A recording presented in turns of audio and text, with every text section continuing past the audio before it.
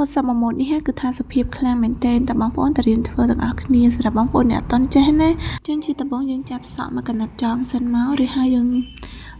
មូរចូលក្នុងណាបន្ទាប់មកគឺយើងចាប់សក់បន្តទៀតបងប្អូនមើលតាមដៃមួយទៅចាថ្ងៃនេះក៏វល់សលេងនឹងក៏រៀងវល់ហើយដោយសារតែនៅក្នុងផ្ទះនឹងគឺគេធ្វើការអញ្ចឹងហើយគឺលឺសលេងខ្លាំងមែនទែនចាហើយមើលតាមដៃមកបងប្អូនចាធ្វើអញ្ចឹងមកចាតែប៉ុណ្ណឹងមកគឺយើង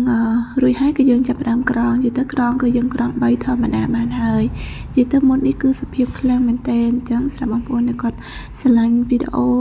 ម៉ូដសក់ដែលខ្ញុំបានបង្ហាញកុំភ្លេចជួយ follow page ខ្ញុំម្នាក់មួយមកនិយាយទៅជួយ follow page ម្នាក់មួយហើយជួយឲ្យមេដៃឲ្យខ្ញុំបានមានកម្លាំងចិត្តធ្វើម៉ូដសក់បង្ហាញជូនបងប្អូនជាបន្តទៀតណាចាតែប៉ុណ្ណឹងមកគឺរួចរាល់ហើយវាថាស្អាតខ្លាំងមែនតើអញ្ចឹងកុំភ្លេចរៀនធ្វើទាំងអស់គ្នាណាបាយបាយជួបគ្នាវីដេអូ